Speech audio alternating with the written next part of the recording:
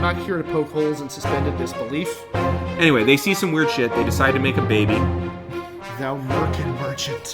Who gives a fuck? I kind of just want to start calling you Damian Yells at School Boards. Well, I really like it here. It's kind of nice, and it's not as cold as back home, and the soil is a lot better. So, yeah, sure, I think we're gonna settle. If I'm a peasant boy who grabs a sword out of a stone, Yeah. I'm able to open people up Well, yeah. anytime I hit them with it, right? Yeah. So my cleave landing will make me a cavalier. Good day, sir. If Siskel thought it was empty-headed plebeian trash, he was probably really gonna groove on it. Because cannibalism and murder. Pull back just a little bit and build walls to keep out the redheads. Authorial intent doesn't exist. Some people stand up to wipe their butts. Some people stay seated to wipe their butts. Like, it just...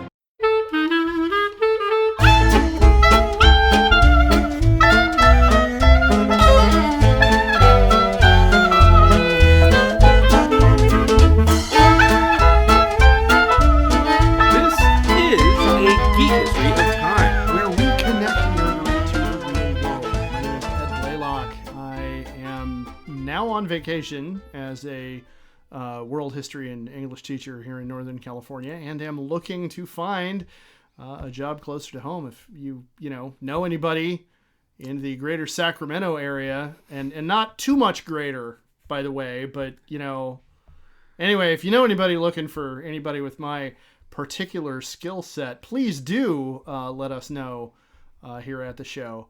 But I don't have a whole lot to report other than that. Who are you, and how are things going? Well, I'm Damian Harmony. I am a local Northern California high school Latin teacher.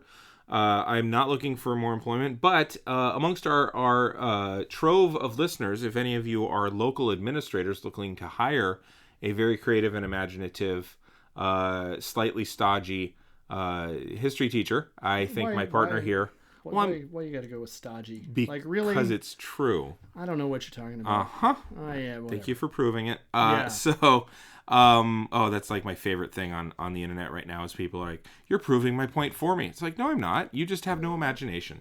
But no, I'm up here having no imagination and enjoying what I can of my days. They're pretty good days to enjoy. And so I'm really looking forward, honestly, to taking the night off from teaching somebody else a thing. I can understand that. Yeah. Yeah. I would, it's funny. I was thinking about the last episodes that we did, and I almost feel like I didn't quite hammer home enough the fact that it was all postmodernism all the time, in that you had this small, underpowered thing taking hold of objective power, even though power was subjective, and changing the whole thing in politics, that being Newt Gingrich. Yeah. And then you also had that paralleled in wrestling, that being ECW. And the idea that your good guys are now assholes is an acceptance of the fact that you're not going to win otherwise. And so all of these traditions and all of these, what's the word I'm looking for? Conventions are being broken. And here's the part that I think I really missed and kind of flubbed last time. Okay. When you do that, you have a knock-on effect that you couldn't have possibly predicted. And it leads to some really ugly places. Even though the conventions are there holding people down, even though the conventions are there as a tool of, I'm going to say, oppression, for lack of a better word right now. Okay. A tool of authority? Yes. And they're a bureaucracy. At least you can point to them and everybody's going to play by those rules. But the second that somebody doesn't play by those rules, it all goes out the window and it starts to be... Or over the top rope, as the case may be. Yes. Or off the balcony into a series of chairs. God almighty. Yeah. But I think what happens with that is that you end up having the authoritarianism creep in instead of authority.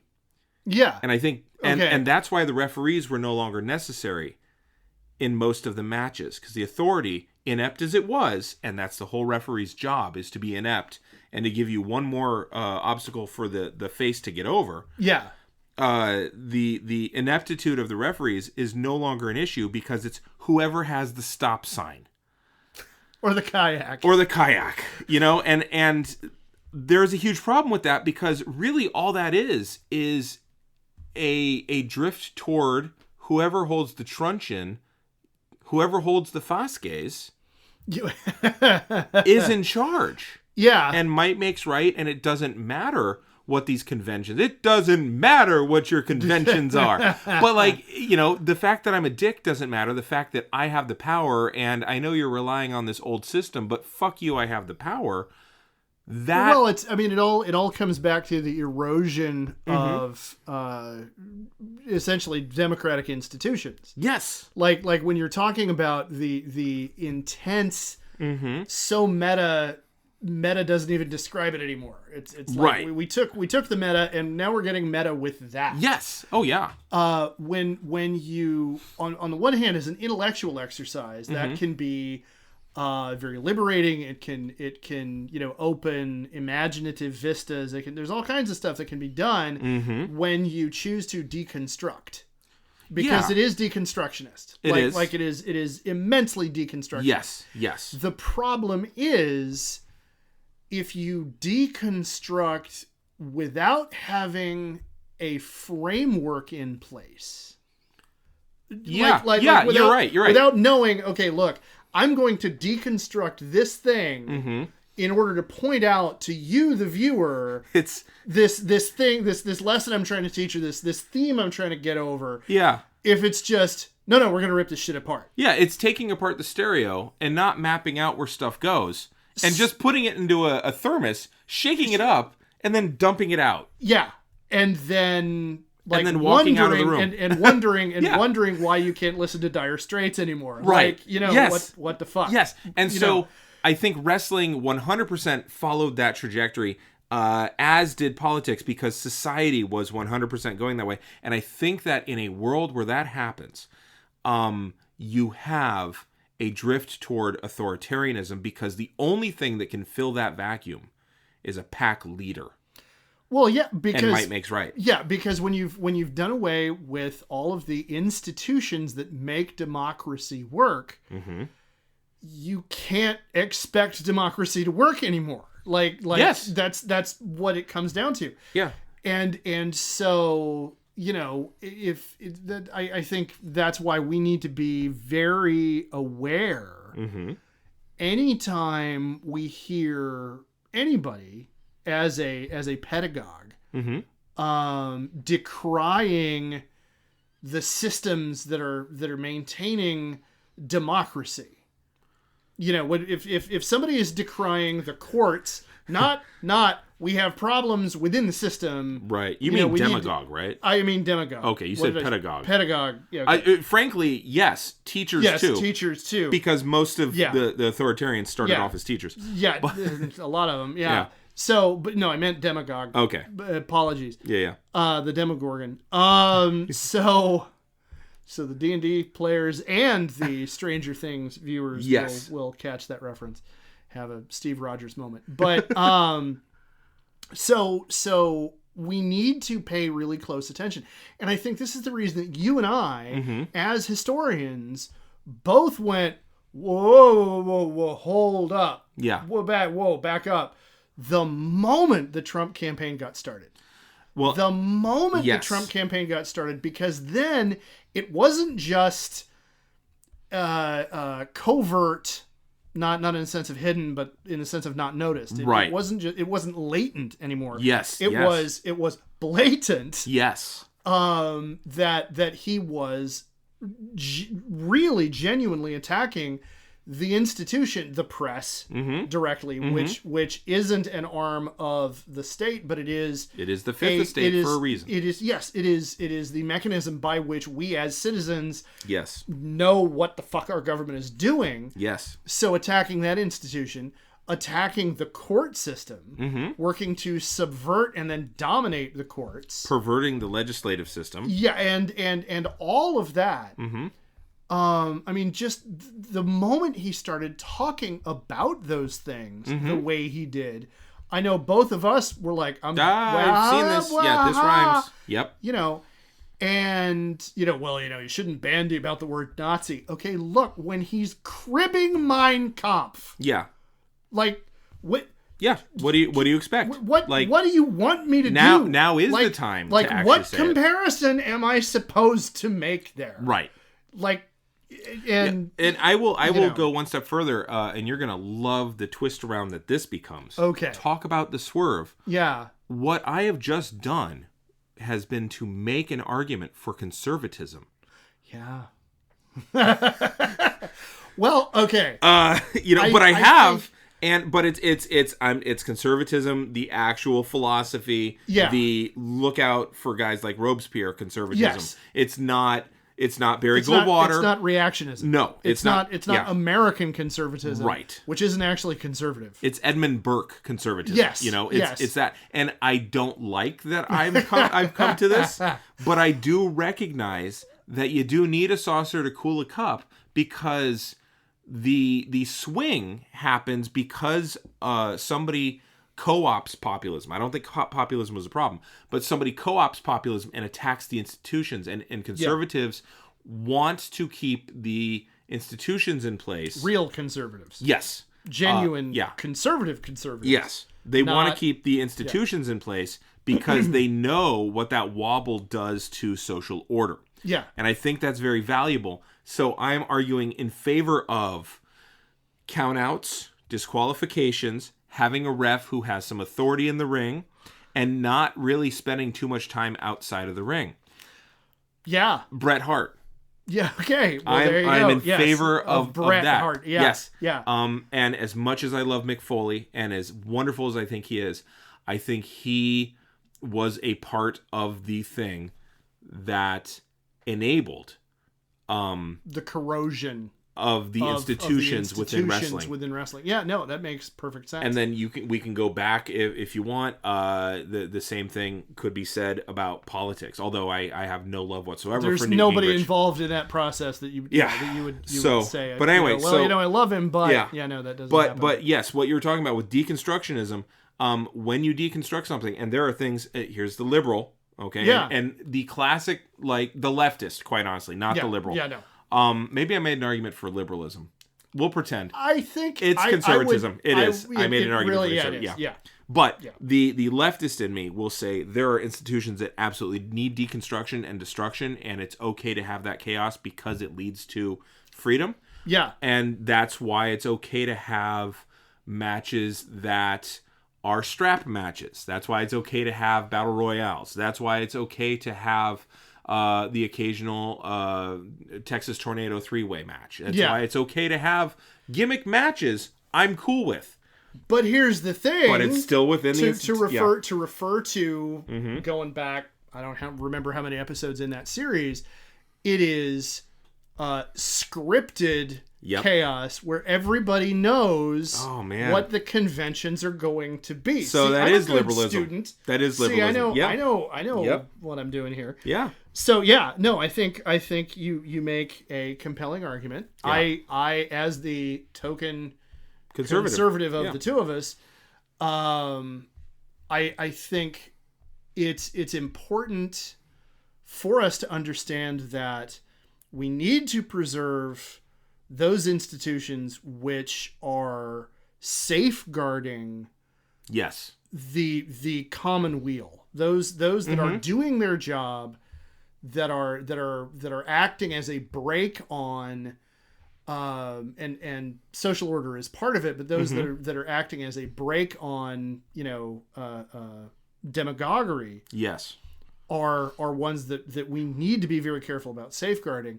We also, and this is where I don't know if this is conservative, liberal, or what this is, but I will agree with you that when we find, like in our court system as it is, we know that cash bail is fucked up. Yes. We know that Absolutely. institution within our legal system has become a tool of oppression. It is not working toward the common weal. Right. And so as a conservative, that needs to be changed.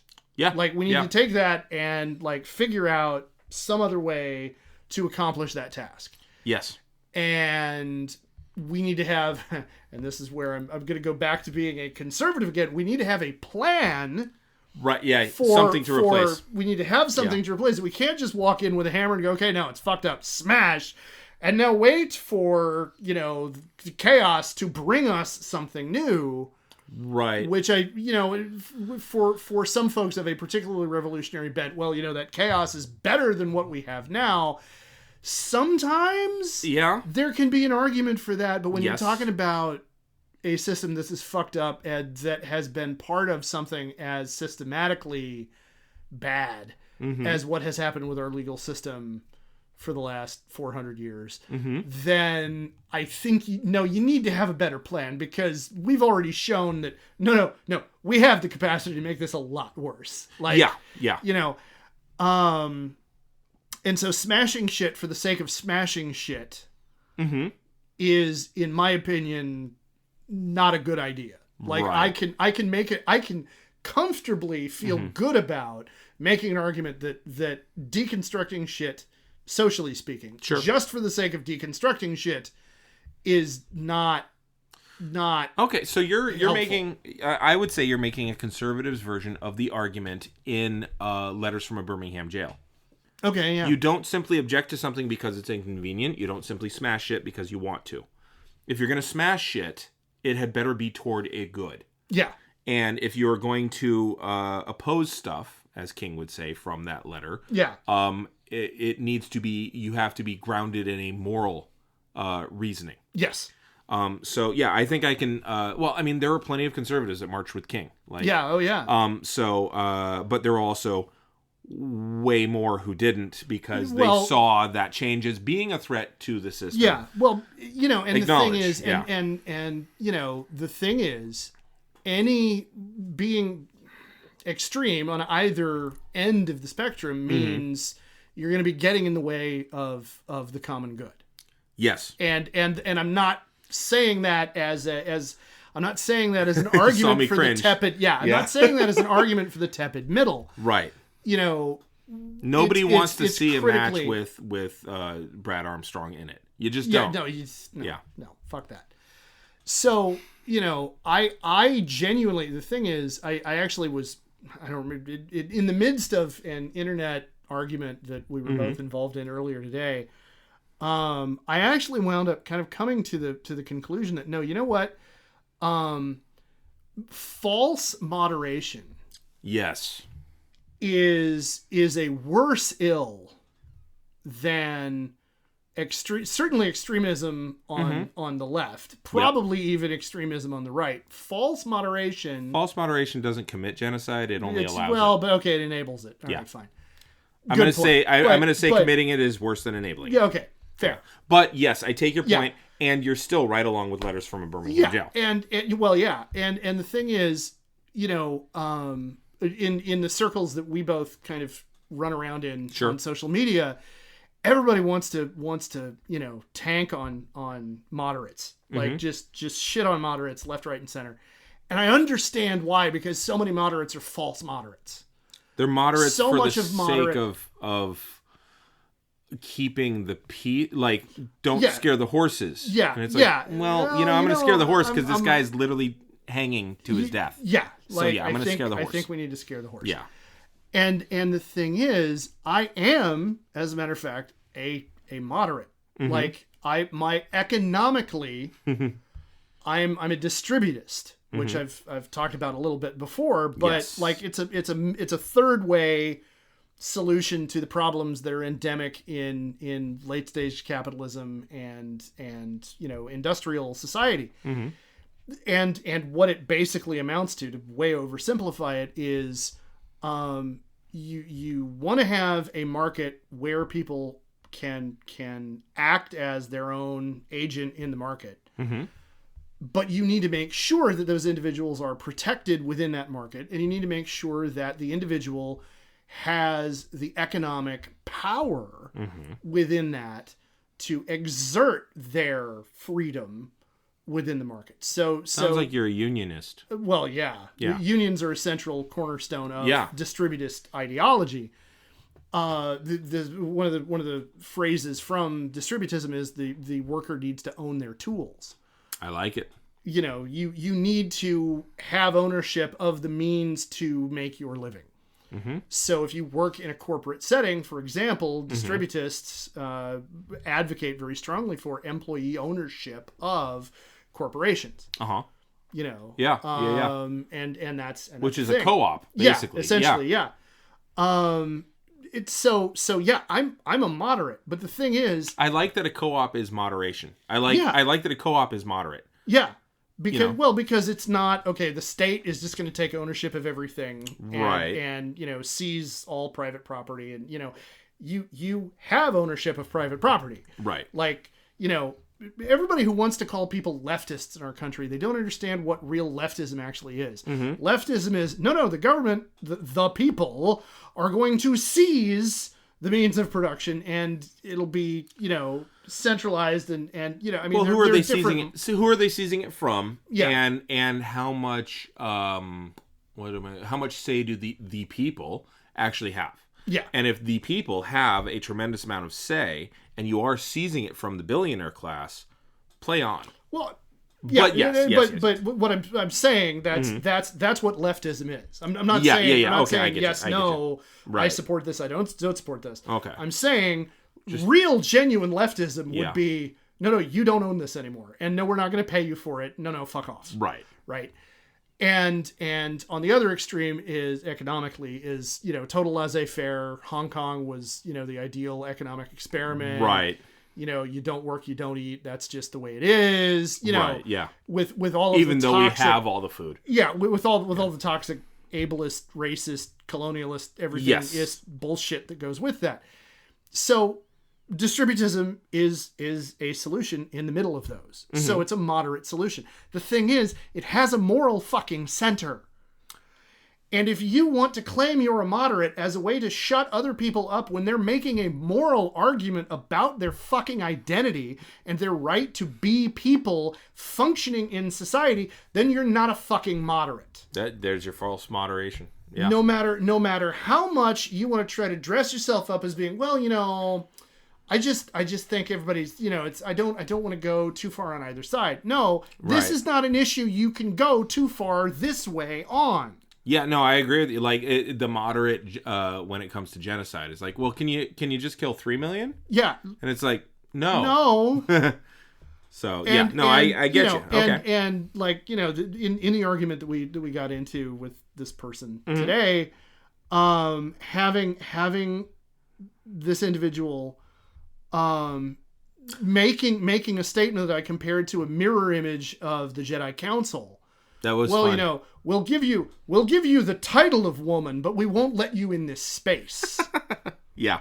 Like, fuck you. Either trans women are women or they're not.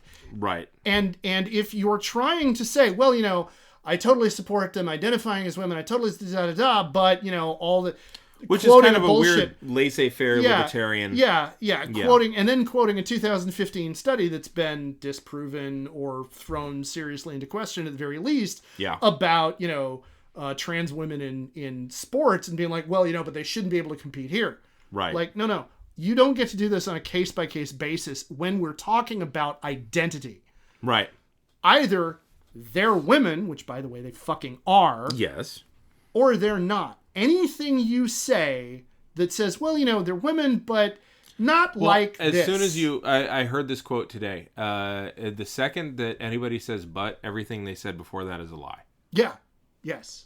Or is them lying. Yeah. Which is true. Yeah. So yes, as far as professional wrestling goes, you don't simply deconstruct it and enjoy the chaos, because if you do, you end up with just kind of garbage in and out of a ring, and to the point where it lost the audience's interest eventually. Like it started to tank, even though it won the Monday Night Wars for Vince McMahon. This canned version of ECW, and shifting toward that it ultimately and it killed the competition. It ultimately didn't serve the audiences very well not because competition was necessary. That wasn't the problem. I will say they lined up on different brands. Don't get me wrong. It was more that the quality of the wrestling actually went down.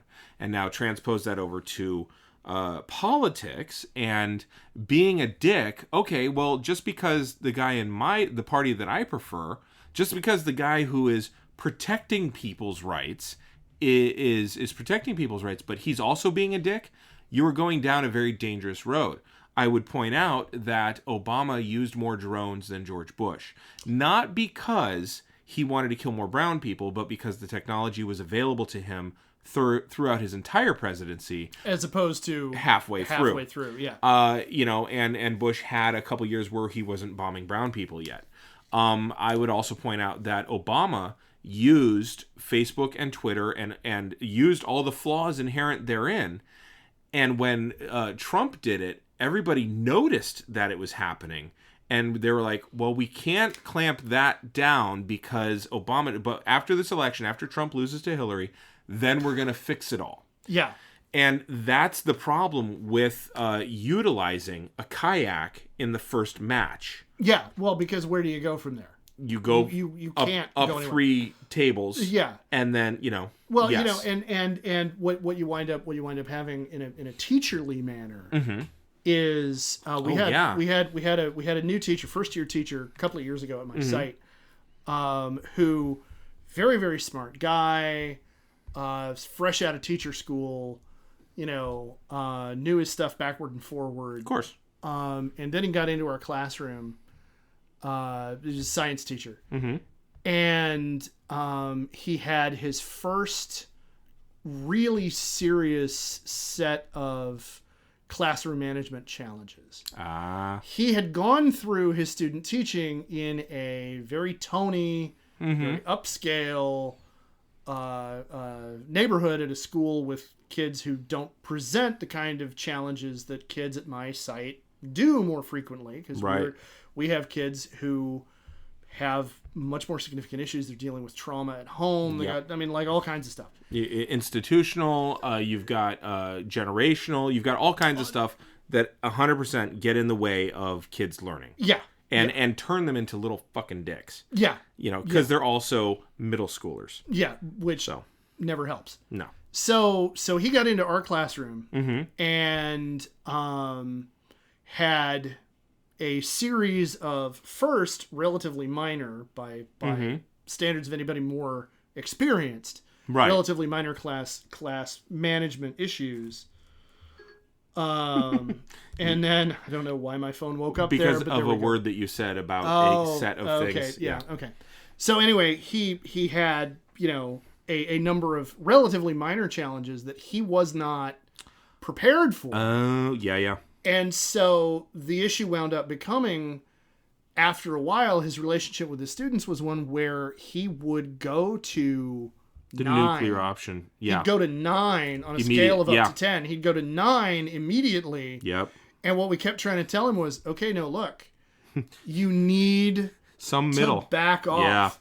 Yeah. Because if you're starting at 9, yes, you don't have anywhere to go. Right. Yeah. And I don't want to tell anybody you need to change your personality in order to do this job. Because you need to figure out what your way of doing this is. But also don't let this job change your personality. Don't let this job turn you into that guy. Mm-hmm. And and so it's the same thing. If you start at zany bonkers, what the fuck? Right. You have nowhere to go. To the point where in a performance art, like sparkly murder gymnastics. Yes. That cuts you off. Eventually, there's a ceiling. You can't. Unless you're going to spend the money to have Vince McMahon bring in a helicopter to drop you through the arena skylight into the middle of the ring. Which funny you say that. WCW did that with a guy who you're going to be talking about tonight. Actually, really? Yeah, Sting. Nice. Thank you. Nice. Only I'm not actually going to be talking about Sting. Oh, okay. Well, he'll probably get mentioned at some Okay. point in our conversation, but it's not the focus. Okay. So, if you blow the roof off of everything right out the gate, artistically you're left with nowhere to go. Right. Politically and sociologically, you're left without a building to do things in. Mm-hmm. And that's actually even worse. Yes. Because then the whole you have eroded the entire structure that allows the social contract And that's the kicker. to Yes. happen.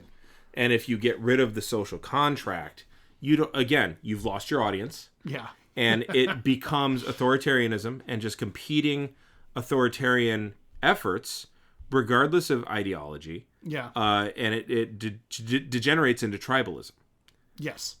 which is pretty much what happened. Like, nobody cared how the match was going for John Cena. It was, let's go Cena, Cena sucks. Let's go Cena, Cena sucks. Yeah. And you had different voices competing with that during the match, regardless of the things that were happening in the ring. It started to be about the audience, not the match. Yeah. And I think that is, it's more about victory is the greatest morality, not Morality. Well, and not policy. Yeah.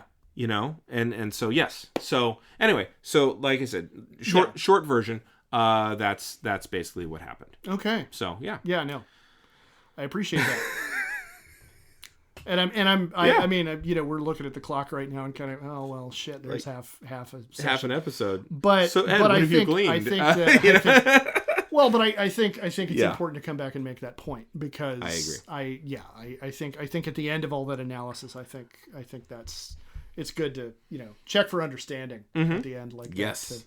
to use a teaching Yeah. buzz Yeah. phrase.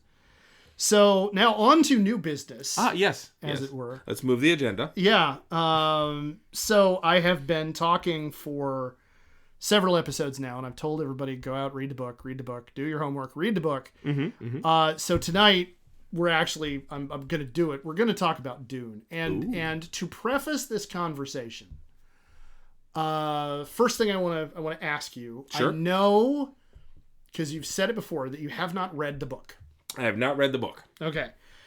And for the purposes of those in our audience who are already familiar with Dune and are like, you're finally getting to it, I just want to make clear To tune in next week. Thank you very much for a Geek History Oh, time. you're a dick. Speaking of being an asshole, no.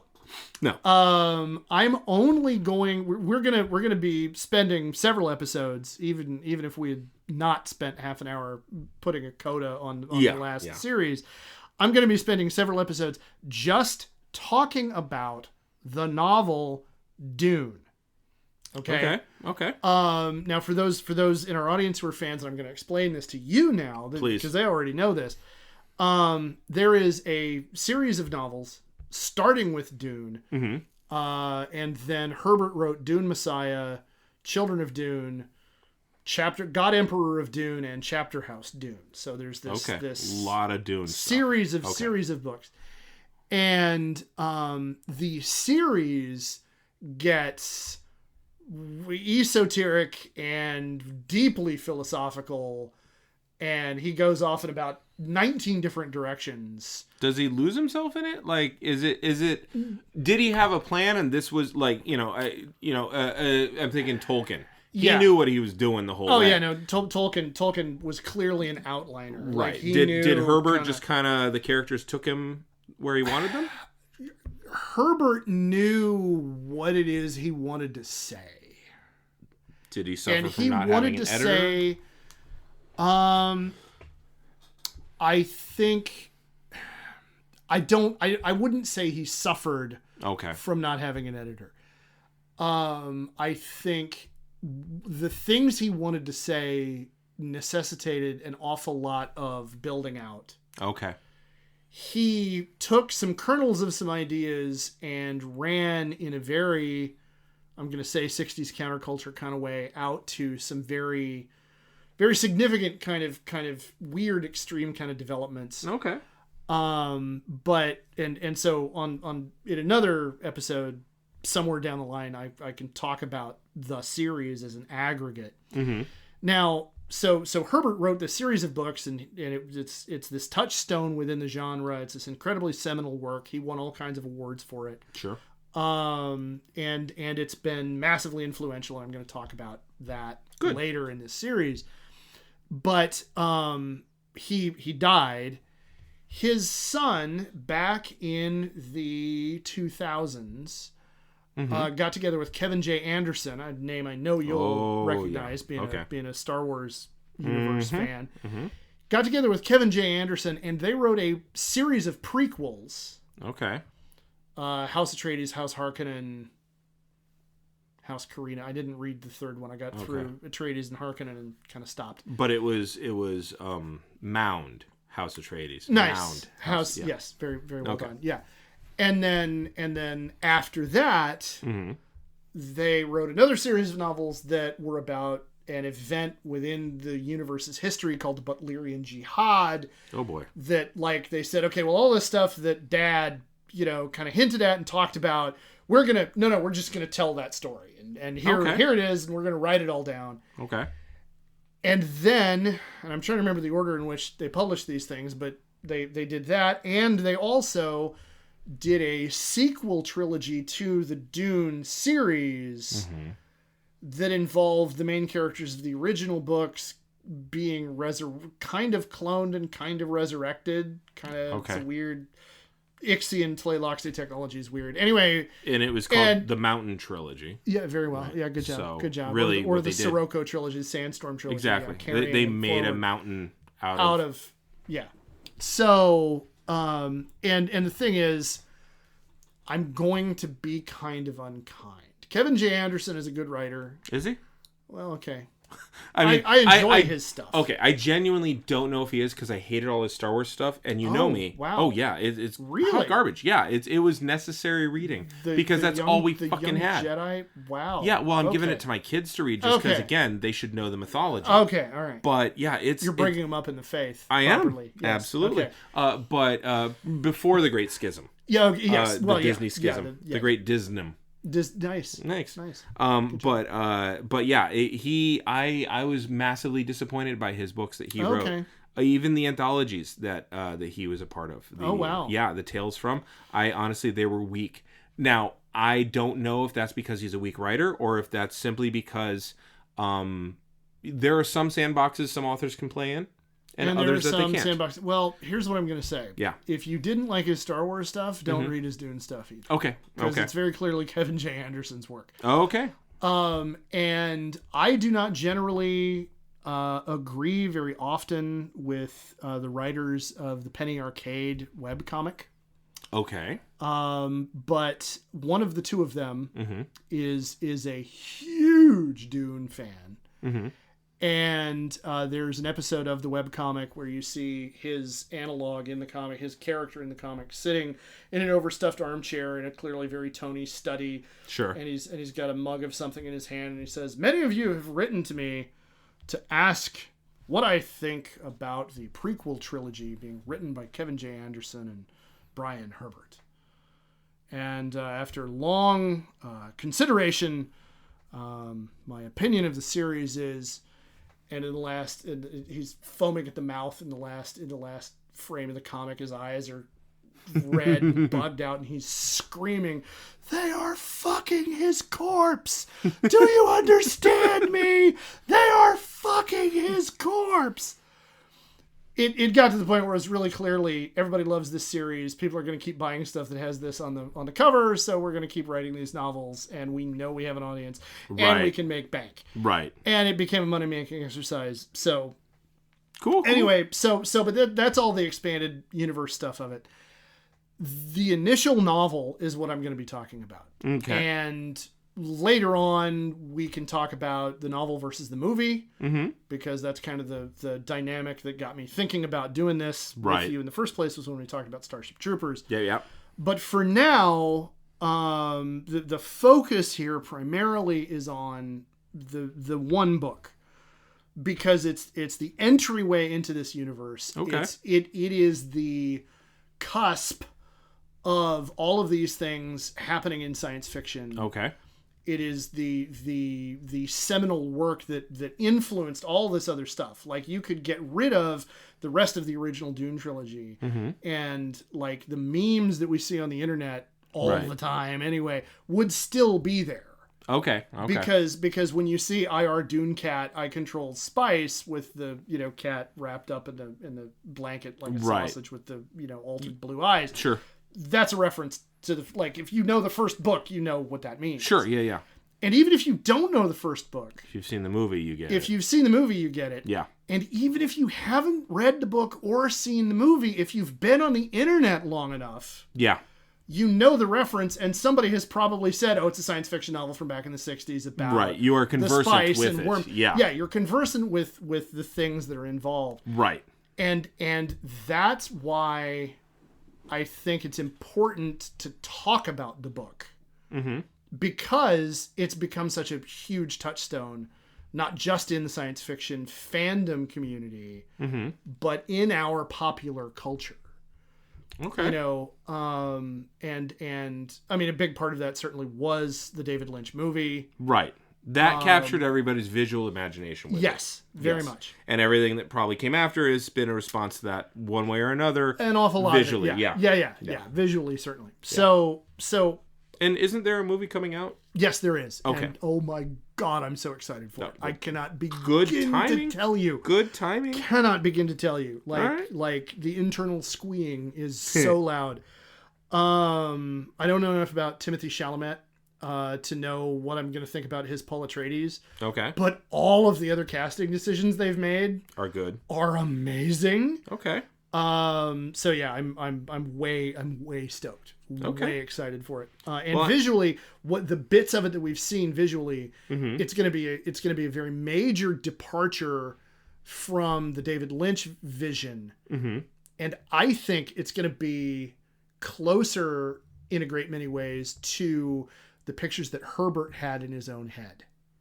Okay. When he was writing the book, I think it's going to look a lot more like what Herbert himself was imagining. Well, I'm going to leave my next question out of it because I'm sure you're going to get to it. But I would point out that in the new Dune, also Zendaya is going to be in it. Yes. And I would love to see her not play smarmy Mary Jane. Not that I minded smarmy Mary Jane. I think it adds something to the Spider-Man movies. Yeah. But and also I noticed that it's going to have Dave Bautista. Yep. As the Beast Raban. And Josh Brolin. Yeah. And Stellan Skarsgård. Yep. So that's 4 people in the MCU. Yeah. Coming together. Now, in And fairness, Aquaman. Yeah. In fairness, Jason Momoa's Duncan Idaho, Yeah. which I also cannot wait to see. And in fairness, all of the MCU is like every other actor now. So Yeah, well, yeah, it's become the but it's 1,200 pound also gorilla. Javier Bardem. Yep. And who has been in? Oh God, what was he in that I remembered?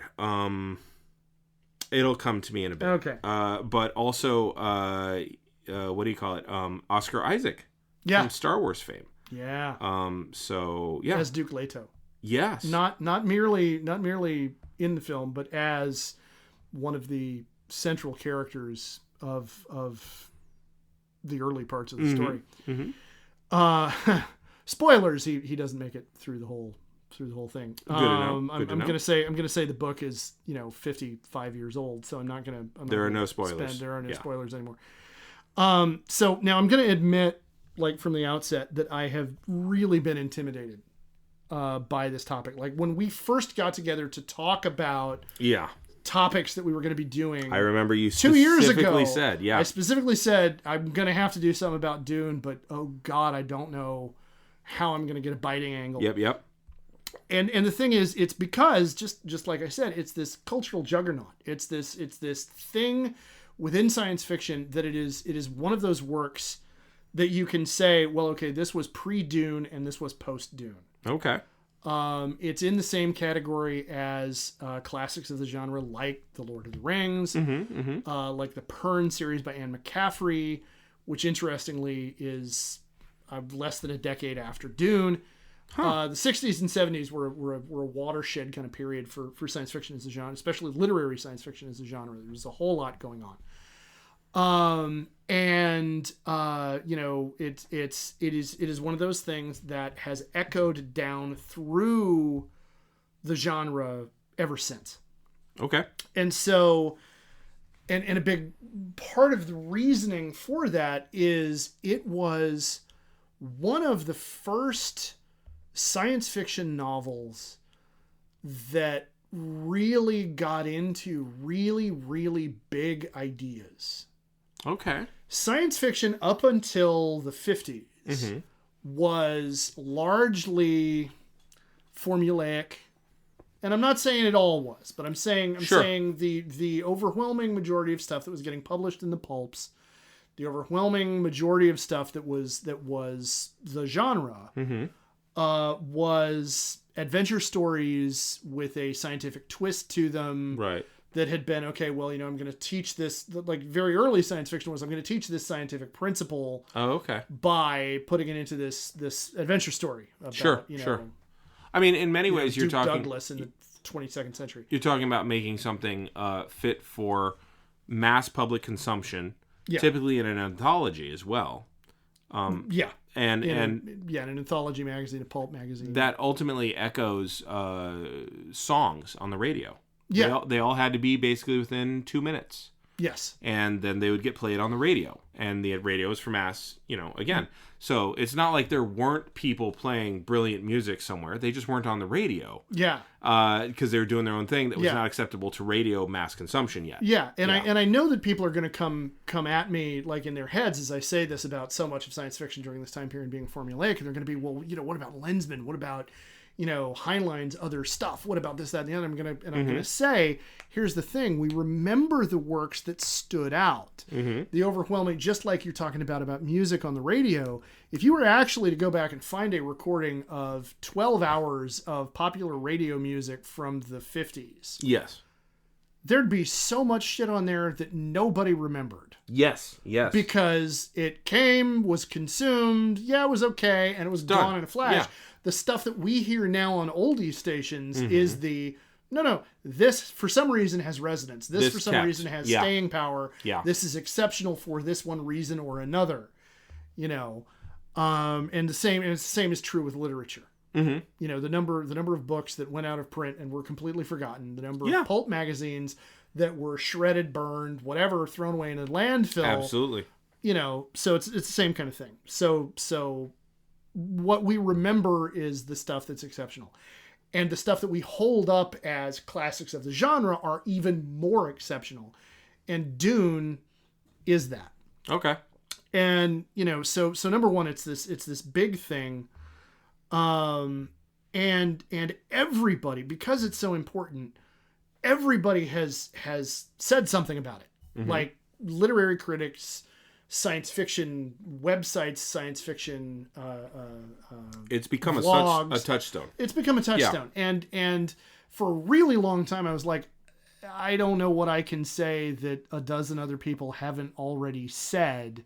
Right. Because it's been analyzed front, left, up, down, Sure. And critiqued and explained, that even analysis of the book's tropes has become full of tropes of its own. Like, okay, well, this person is homing in on, the hydraulic empire angle of the spice, and so they're going to be talking about, the Middle East and this, that, and the other, this person is going to be looking at the, white savior trope within it and all this kind of stuff. So there are tropes within the analysis of the tropes in the world. Right. And so I had to get over the urge to originalism and just find my own hook on it. And hopefully that's going to start to stand out as we're discussing. Well, and not to stroke you too much here, but you're going to be teaching a seminal work to somebody who has no real context or connection to it. That's in itself going to indeed, that's true. So, and then the second reason this was so intimidating, and I've touched on it already, is this book is just so fucking dense. It has layers like a lasagna with every layer packed full of meaty bits and no small amount of cheese. And it takes itself the whole book takes itself so seriously. Now, is that a convention of the time, or is that specific to Herbert? I think a little of column A, a little of column B. Okay. It is the product of planetary romance, which was which is the foundation of space opera, which is the foundation of Star Wars, Buck Rogers, all that stuff. John Carter of Mars. Sure. Those stories were all done on this sweeping romantic scale, and the heroes were, larger than life, and everything was the pitch of everything was at 11, and the gain was way high, and so it's coming out of that genre. And I think from having recently now reread it again, I almost get the feeling like Herbert was consciously kind of commenting on it. Okay. But he was also talking about some stuff that was really clear. He was like, no. This is a big fucking deal. And so there's this kind of tension between how much is he playing that up for effect and how much of that is he is himself taking it that seriously. Okay. He's kind of living in that weird border territory between the two. In wrestling, we'd call that ribbing on the square. You're actually taking it seriously, but if anybody asks you, no. Yeah, pretty much. Yeah, that's a good way of taking it. So the two urges for me are either to try to match that seriousness, which a lot of commentary has done. It gets treated as capital S serious, capital B business by all kinds of critics. Like it's a lot of people, treat it as, because it is this very important work within the genre. It really is this moment where a lot of stuff kind of crystallized. But they want to talk about it as a scholarly work full of deep thoughts and big ideas. Or the other way to go is to mock it to heck and gone for its pomposity and its overwrought gravitas. There's a third path, which is our show, which would be to kind of do both. Yeah, like look at its pomposity as an artifact of the time in which it was done. Yeah.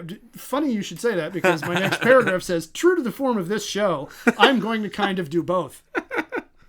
Because I think it deserves both. Because it is, as I've said now repeatedly, it is this important moment in the development of the genre. He does talk about these really important big philosophical ideas, these ideas about governance, these ideas about the relationship between power, like you talking about postmodernism. Right.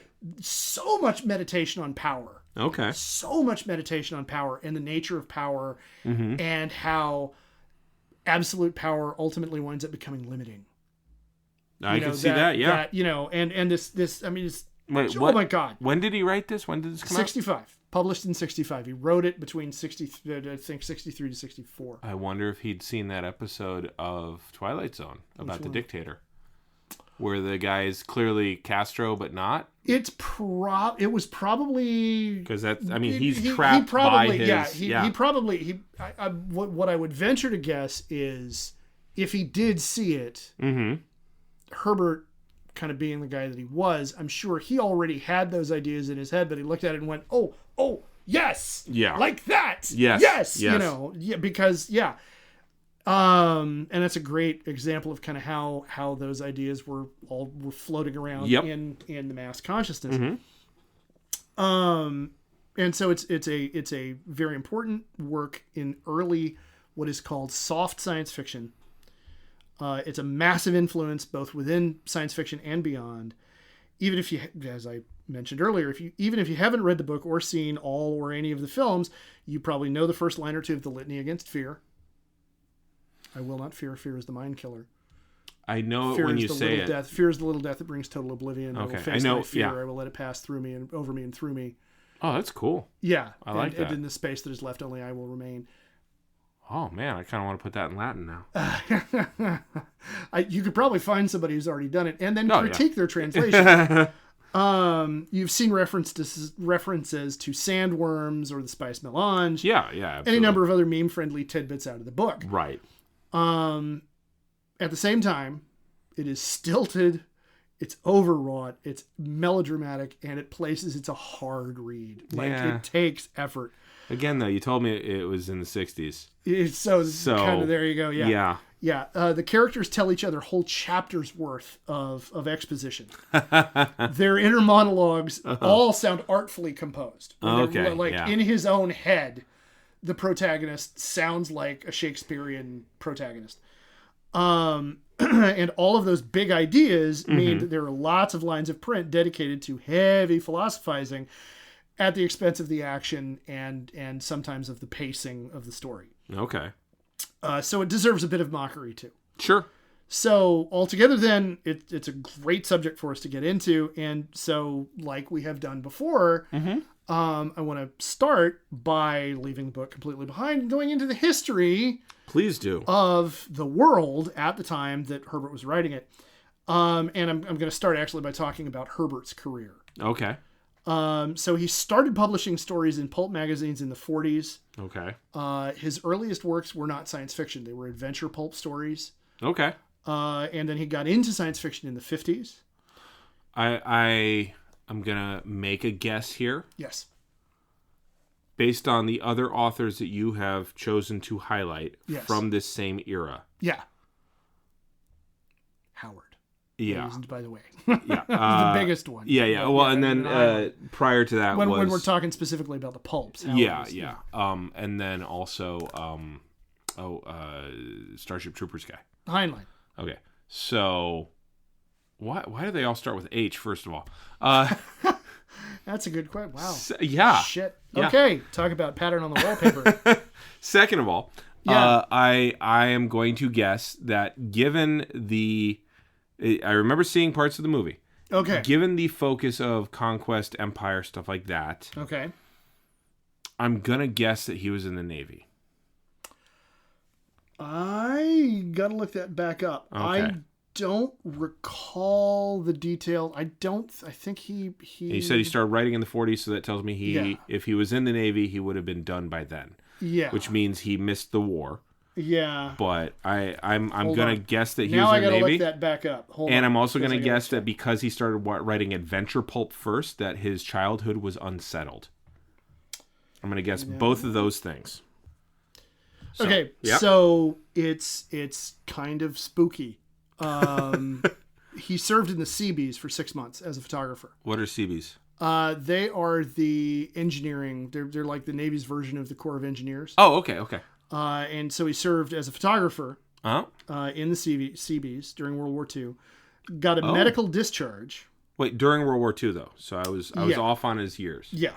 Okay. Yeah. So he was in during the war, and his childhood was he ran away from home in 1938 to live with an aunt in Salem, Oregon. So yeah, and his home environment was not great due to the Great Depression, according to Wikipedia. Okay. So so he was born 1920. So he was notably younger than the other guys that we've talked about. So in 38 he ran away to his aunt's, you said? Yes. So that would have made him 18. Yeah. So okay. He graduated from high school in Salem, Oregon, lied about his age in order to get a newspaper job. Oh. Yeah. Wait, did somebody else we talk about?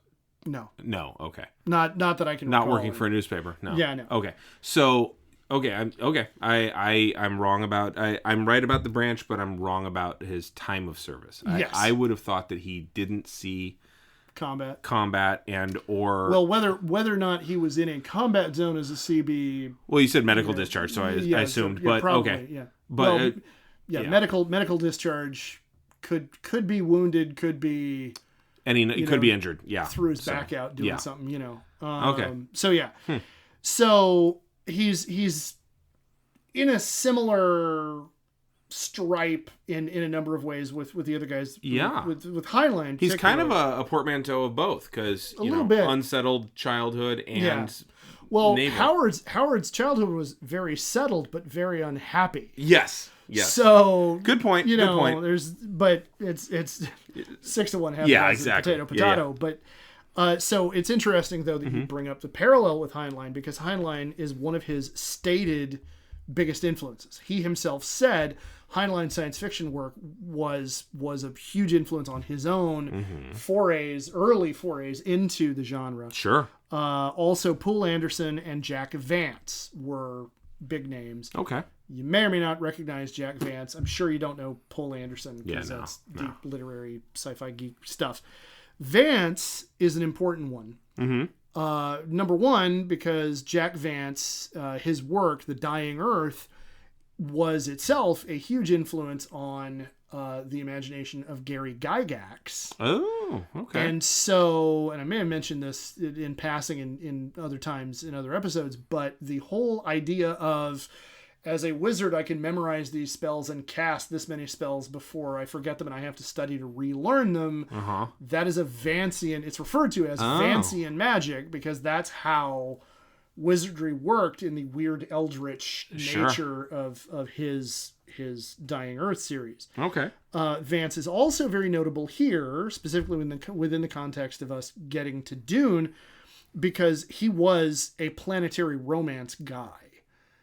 John Carter of Mars type, swashbuckling adventure in space kind of stuff. Right.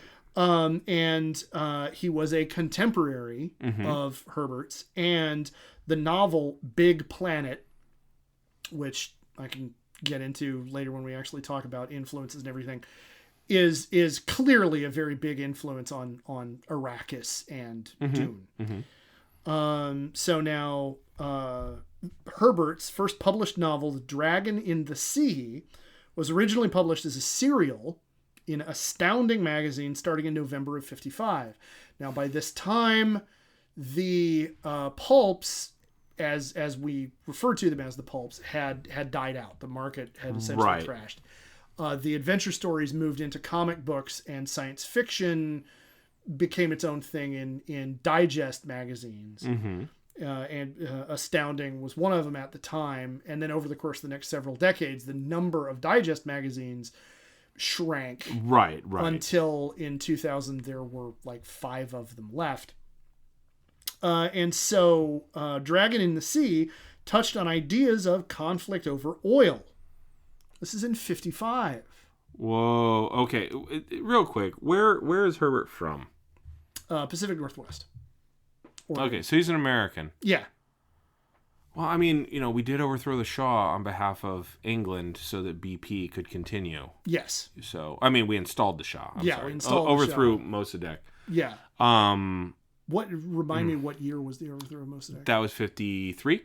Okay. Yeah. All right. So, but how much did most Americans pay attention to that? But he is a literary fellow, so it could be that he spent more time reading stuff. William Appleman Williams was writing history not less than not more than 10 years later. Yeah, and he was absolutely saying no, it was predatory capitalism using communism as a smokescreen. Okay, take a look at Iraq or Iran. You had an intelligentsia in the country that was capable of digesting that. Okay. So, all right. So it could be, could be, but within the overarching mass consciousness, the understanding of oil as a hydraulic empire, literally, kind of resource, right, was not something that was part of like our consciousness as a culture. His experience as a CB. No, he said he was a photographer though. Although, but he was adjacent to all the guys who were doing mechanic, So it could well be that he understood the importance of oil and was like, let's pull that out a little more. Yeah, let's extrapolate and see this. Yeah. So, yes. And so he started working on Dune in 1959. Okay. There was a magazine article that he started doing research for that was going to be about the Oregon Dunes. In coastal Oregon, there was a project going on by the USDA because there are these huge sandhills. Okay, I did not know that. In coastal Oregon, I'm trying to remember precisely where. And the thing is this huge amount of loose sand that could potentially, present if there's serious wind events or whatever, it can turn into sandstorm be destructive of development and everything, farming land and Sure. all that stuff. And so the USDA was working on finding a way to stabilize the dunes by introducing poverty grasses. Okay, so kind of a retread of what happened in the 1930s to stop all the topsoil from eroding. Yeah. Yeah, okay. And so he wound up, this captured his imagination, and he wound up gathering way more information than he needed for the article. So the magazine article never got written. I can relate. Because you think? But that was the earliest inspiration for Dune. Okay. The portion of that caught his attention, caught his imagination, was the seed or seedling that turned into what eventually became Dune. Now, should also be noted, somewhere around this time he experimented with psilocybin, and his psychedelic experiences are another huge theme that we're gonna get to talking about the book. So in Analog magazine, between November 1963 to February of 1964, Dune World was published as a serial. Then in 1965, The Prophet of Dune was published between January and May. All right. Also in Analog Science Fiction. The first serial became book 1 in the eventual novel, and the second serial became books 2 and 3. Okay. The novelized version was finally published by Chilton Books in August of 1965 after being rejected by over 20 different science fiction publishers. I love those stories of just like, it was rejected by all of these, and then this one picked it up, and then it became this. Yeah. By the way, you know what Chilton is most famous for, right? Yeah, for like technical manuals for like the Toyota. Automotive manuals. Yeah. The Chilton's book for your car. Yeah. Right. Yeah. Anytime I buy a new car, it's the first thing I look up is, where do I get the Chilton's manual? Yeah. Wait, who? That's one of those details that every time I get reminded of it, I'm like, how did that? Okay, whatever. Sure, okay, moving on. So now to talk about the world in which Herbert wrote the book. So that's the history of kind of where he came from and how the book came about in his psyche. To talk about what was happening in the world, psychedelia was in its infancy. And we just talked about him experimenting with psilocybin. Leary and Huxley both encouraged widespread use of LSD as a mind-expanding drug. Yes. If I'm remembering the details right, Leary was like, no, everybody needs to do this. Everybody expand, have these experiences, essentially slip the surly bonds of your mental open wiring, the doors of open the doors of perception. Well, that's Huxley, but yeah. Yeah. Huxley, I found out in researching this, had a much more elitist view of it. He argued that if you're gonna mess with this stuff, you need to be properly educated. You need to be, because again, Huxley being an Englishman, Leary being an American, Huxley, there's clearly some class. Also Huxley, there is a procedure to staying safe. Leary. Yeehaw. Yeah, this is true. That's a good point. All right, to be a little more charitable to Huxley, I suppose. Yeah. And as I mentioned, Herbert himself experimented with psilocybin. I would point out that Jim Morrison of The Doors, named as band after the Doors of Perception, which was a Huxley quote, right? Regularly used imagery having to do with going into a desert. Oh, yeah. I do find it interesting that Herbert also going into a desert. Now, never having done LSD, and I know I'm going to get all kinds of text messages from all kinds of listeners. You know who you are. But never having done LSD, I do wonder if there's a layer of like the emptiness and vastness of a desert. I think there's a lot of poetic, mystical kind of symbolism that comes from that. Also an isolation that happens in a desert. The vastness, the isolation. Stripped down of reality. The removal of extraneous, everything. Sure. And I think there are multiple kind of angles from which that could be approached. Yeah. But yeah, so the Cold War at this time, the Eisenhower Doctrine showed up in 1957. Yep. Which, for those unfamiliar with the Eisenhower Doctrine, because I'm kind of talking inside baseball to Damian as a fellow historian, the Eisenhower Doctrine was essentially a corollary to the Monroe Doctrine. Monroe Doctrine said, we're not going to let you mess around here in the Americas. And the Eisenhower Doctrine said, but if we have to do something to protect our interests against communist aggression in the Middle East, we're going to intervene in the Middle East if we have to. Right. Essentially. Which is funny that it's after the fact. Yeah, I'm simplifying. Yes. But that's basically what it says. And yeah, it's a justification for having installed the Shah. The Cuban Missile Crisis was in 1962. Mm-hmm. So, as we talked about previously, that was this moment where the existence of the entire world was pivoted on a knife edge. Yes. The Gulf of Tonkin incident was in 1964. Yep. Which is the official, air quotes, start of the Vietnam War. Right. For Americans. It's where we actually said, okay, yeah, we are fighting here. We're not just advising. We're not just advising. No, right. We're going to bomb the shit out of you. Right. And then the Partial Test Ban Treaty, which you remember we mentioned talking about Heinlein. Right. That happened in 1963. Okay. Now, at the same time that's going on in the Cold War, as a corollary to that, empires are rapidly falling apart. Yeah. The statistic is my favorite. Prior to 1945, any colony that stood up to its suzerain, I guess, or its colonizer, lost, and after 1945, any that stood up won. Yeah. So. Yeah. Yeah. So the Portuguese colonies started to pull away after Goa was annexed by India in 1961. Mm-hmm. This eventually led to a 13-year-long war in Angola, Mozambique, and Guinea-Bissau. Mm-hmm. The French occupation of Algeria ended in 1962. The Dirty War, an abortive coup by a group of French generals who didn't want to see colonial rule end.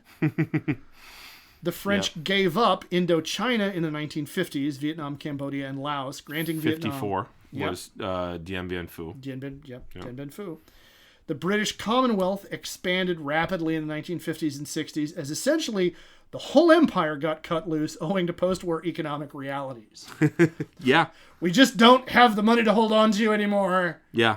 Fly, be free! There's a whole debate in Parliament where it was Bevan and then there was a guy named Bevan. Fucking Brits. British aristocracy. Yeah. But they represented... just need a guy with a surname starting with Fitz. And exactly. But he... and I forget which one it was, but he basically said, we are not going to... Because it was... America offered a sweet deal. Get rid of your empire and we'll Marshall Plan the hell out of you.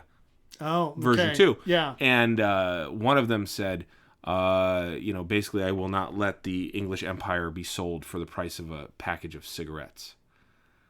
So very English. So English. How very upper crust English. Yes. That's Downton Abbey level it really is dialogue right there. Like, do you understand? Like, step outside of Parliament. Step outside the building and look at how your own people are having to live right now. Yeah. Yeah. Like, are you related to the Antoinettes? Like, the fuck? Yeah.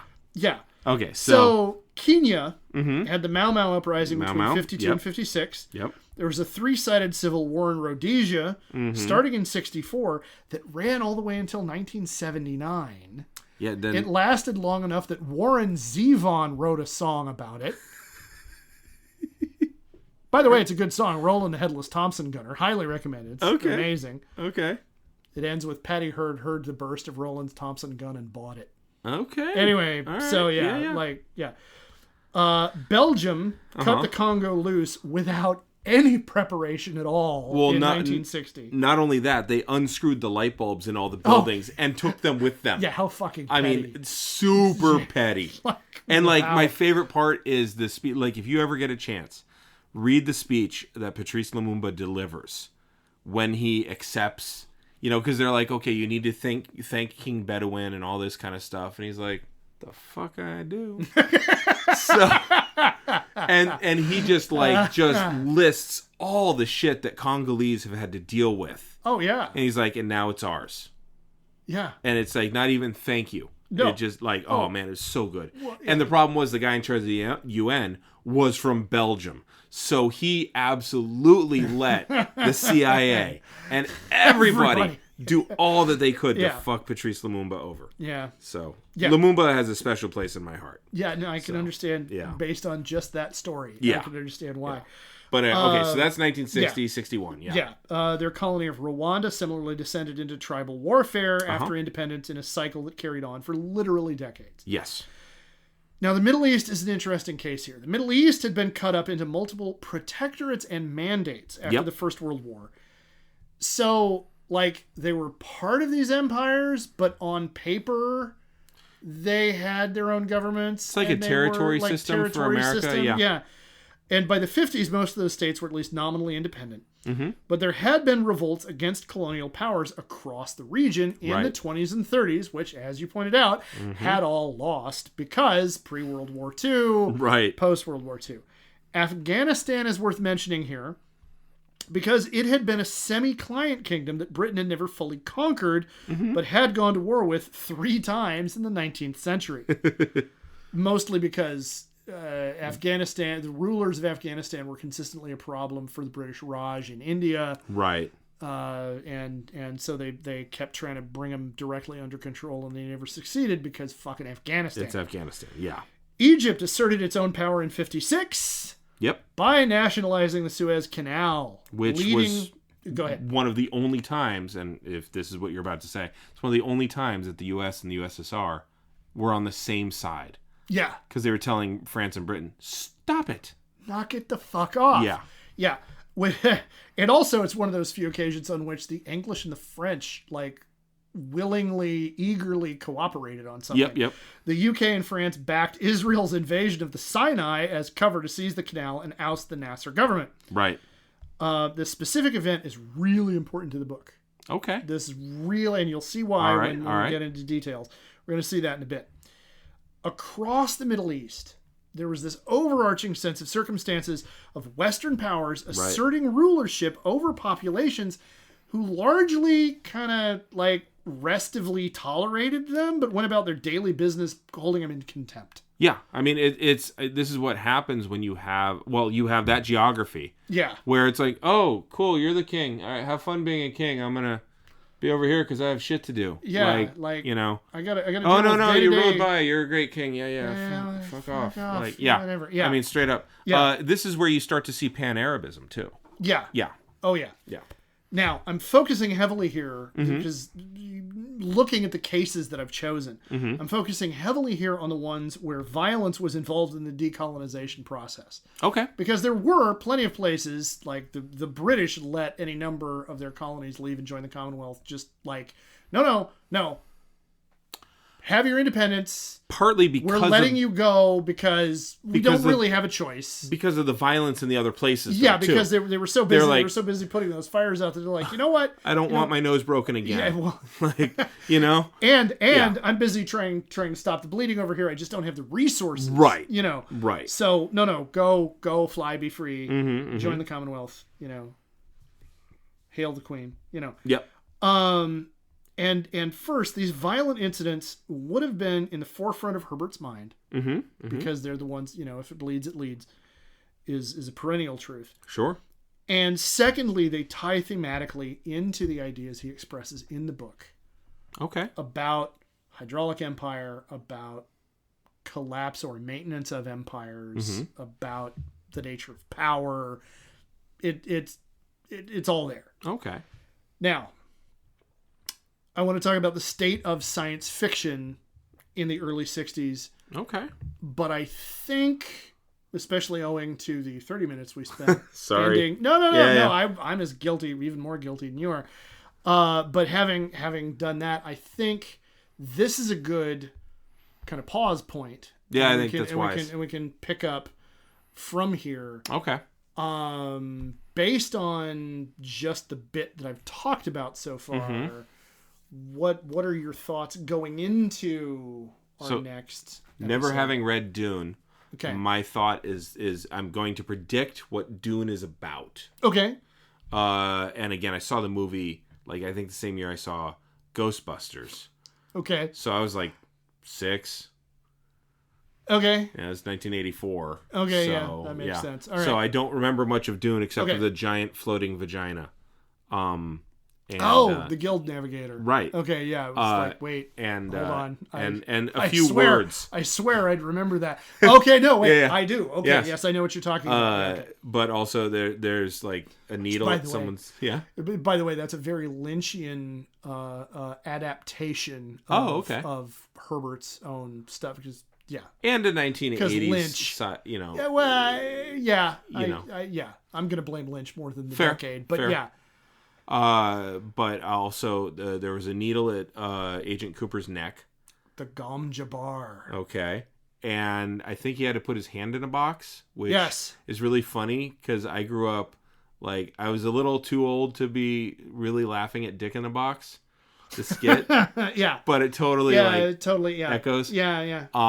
And I think there was like a little bald girl, and then Captain Picard was in it. Paul's sister, Saint Alia of the Knife. Sure. Long story. We'll get into that when we Wait talk for about my brother Baron. I remember her psychedelism. saying that. Yes, yes. And then also Patrick Stewart was in it, which was weird because at that time Gurney Halleck. I had seen Excalibur. And I Yeah, was like, oh, he's doing the same thing again. kind of Yeah. So similar, very similar kind of character. that's what I yeah. remember. I don't really remember much in the way of plot. I know Sting Okay. was in it. I know there's a floating I fat will man. kill him. Oh, okay. my God! You don't remember that is like Nope. peak '80s Sting. That whole moment. I got nothing. Like in interviews about like Mm-hmm. what was going on in his own head at the time. Okay. Sting has said getting cast in that role in that film Mm-hmm. fucked him up I bet.